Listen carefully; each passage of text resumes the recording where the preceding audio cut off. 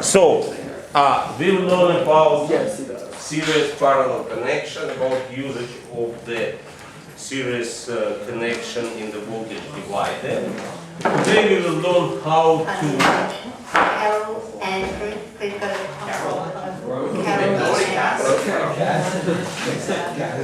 today we will learn about how to do calculations in the composite circuits, which were mixed, some in series, some in parallel.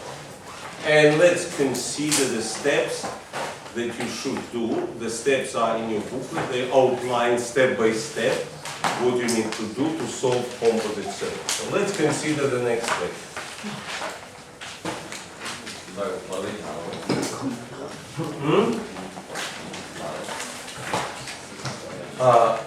The title is solving circuits.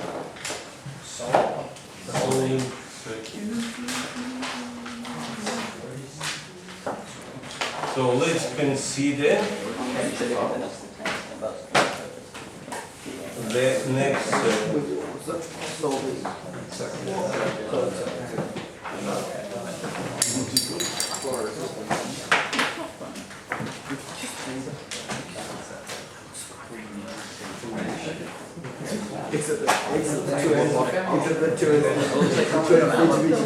So we have 6 resistors connected in this way.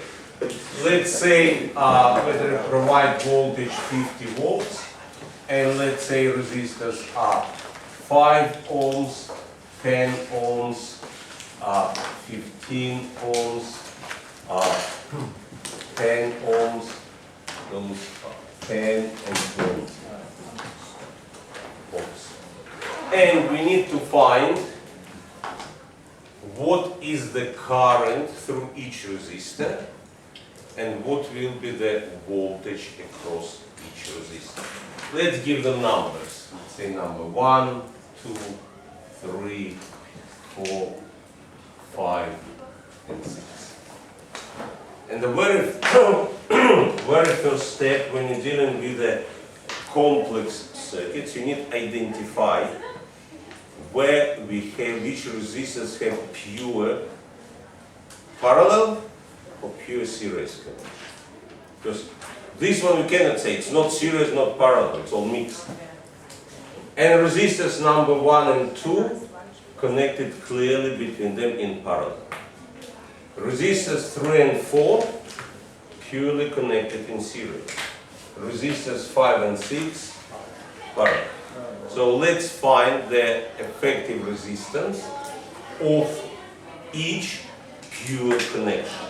Yes? So would you calculate the resistance of 1 and 2 and 5 and 6 and then add those? And then 5 and 6, then 3 and 4. Yeah, and then would you add the resistance of 1 and 2 to 3 to 4 to 5 and 6? Yes, yes, that will be good.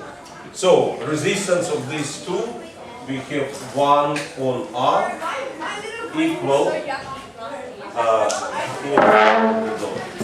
1 on R equal 1 on 10 plus 1 on 5 will be equal 3 on 10. So their total resistance equal 10 on 3, which is 3.3 ohms, but we will, I will put here 10 over 3, it might will help us, the fraction might help it. So we have found these two together can be replaced by one resistor with a resistance 10 over 3 or 3.3 ohms. Does that make sense? Yes. What will be the total resistance of these two which are in series? 25. It's very easy. We can replace these two with one resistor of 25 ohms. And let's find the equivalent resistance of the resistors 5 and 6. We have 1 on R equal 1 on 10 plus 1 on 20, which will be equal 3 on 20. So R will be equal 20 on 3, which will be 6 0.7 ohms. We're using parallel connection, 1 on R, they say they are in parallel, 1 on R equal 1 over 10 plus 1 over 20. But that is 1 on R. Resistance, we need to flip it. Because that's 1, if 1 on R equals 3 on 20, then resistance equals 20 on 3. So we found that the resistance of these two together is 20 on 3. Next, does it make sense? All step the time. So we found resistance of each group of the pure connections. Pure parallel, pure series. Now we effectively replacing these. That's not does not add to anything like no, it adds to a very good sum. So that's why it might be might make sense to keep them for some time in fractions. So we replace these two with one resistor with the resistance 10 on 3. These two, one resistor with the 25 ohms. And this is 20 on 3. Now we have this we consider as one resistor now. This as one, and this is one. How these three resistors connected between them? In series. So let's find now the total resistance of the whole circuit. And we just add them. So total. Pardon the interruption. Phoebe Aronson, please go to the Cromwell Oval for photos now. Total resistance will be 10 third plus 25 plus 20 on 3, which if we add will be exactly 35 ohms. So total resistance of the whole circuit is 35 ohms. The effective or equivalent total resistance is 35 ohms. Make sense? Yeah. So these two in parallel, their effective resistance 10 on 3. So it means we can replace these two. We replace with the one resistor. Replace them with one which has resistance 10 on 3. These two connected in series. In series, so their total resistance is 25, and we effectively we replace them with the one resistor, is 25. And we replace these two with one resistor with resistance 20 on 3. We have now 3 resistors in series and total 35. Now to make our calculations easier, I will change this to 70 volts. To make calculations easier. Not 57. Now, so first step was identify pure connection. Second step, find the equivalent resistance of each pure connection. The next step, we find total resistance of the whole thing. Next step, we'll find total current. How we'll find total current? Ohm's law, we divide total voltage, which is 70 volts, over total resistance, 35. So is 2 amps. So we have that 2 amps current is flowing here. This where 2 amps current flowing. That's where 2 amps current flowing. But here what happens with the current? It splits in two. Some current going through this, some current going through this. Then they comes together, so we have here again, we have 2 amps. We have 2 amps, and here it splits again. To find the current, let's first find voltages across each resistor. And we will be using just Ohm's law. So we consider these two as one resistor with a resistance of 10 and 3 ohms. What will be, so we have current 2M through resistor 10 and 3. What will be the voltage across it? How we find voltage? Using Ohm's law.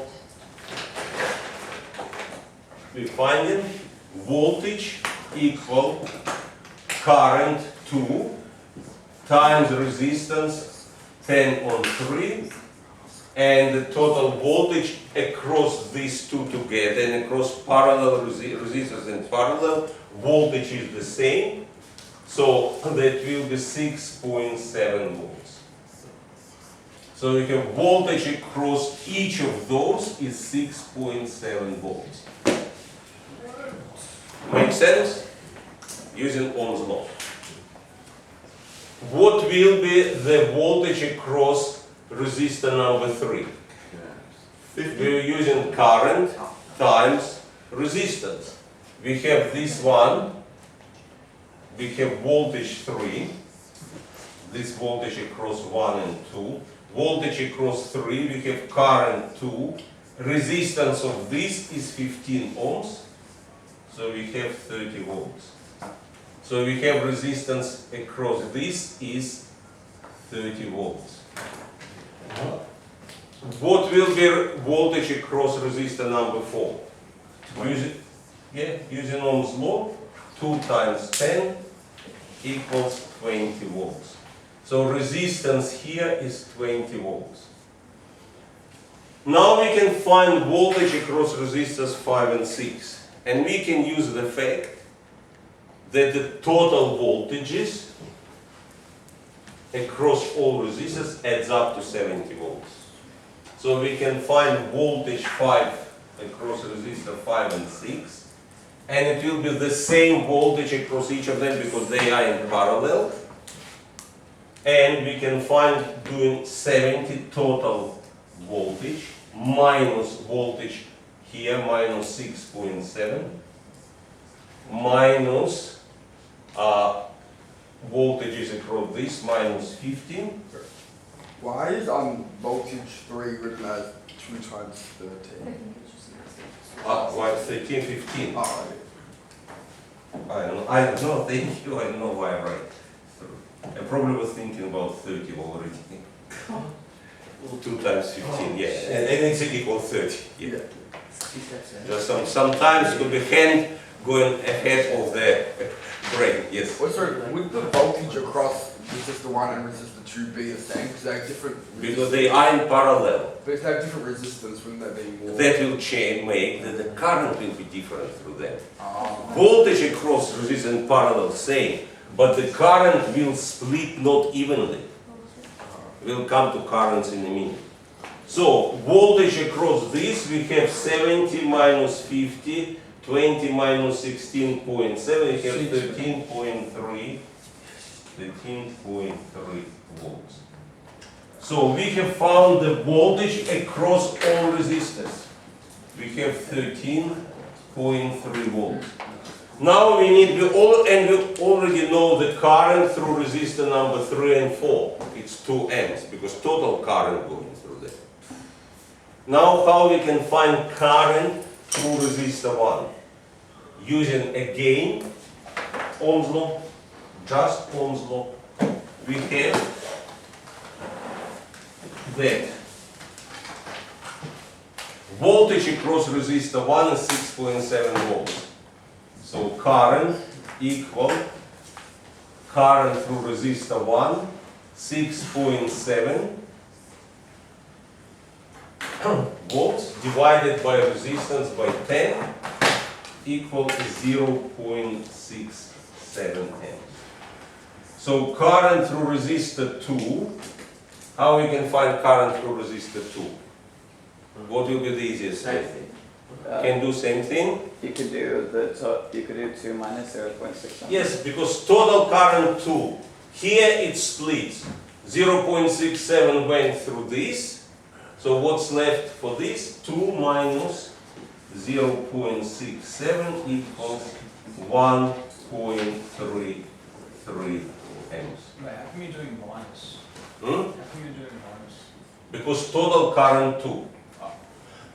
Out of these 2, which comes here, 0.67 went there, but total current is 2. So how much left for this? 2 minus 0.67. Let's find now the current through resistor number 5.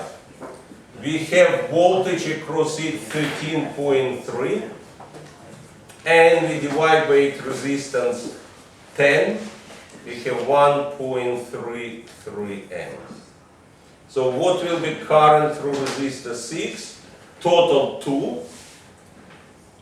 Out of 2 amps, 1.33 went through this resistor. So what's left for resistor 6 is 0.67 amps.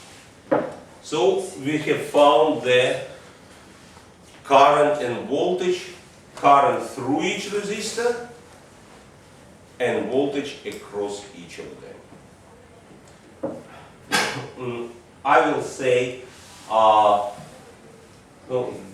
questions like this will not come, at least at this stage, at the final year 12 exam.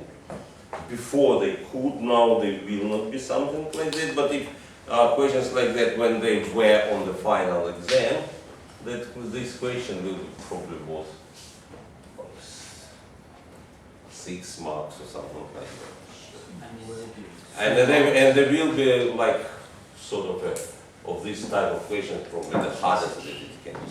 Oh, really? Is this year 12 stuff? No, this is year 11. This is year 11 stuff, but before, as I'm saying, before such questions were coming on the final year 12 exams. Not anymore, but some pieces can be, but not the whole thing, with the changes, like the change in the curriculum.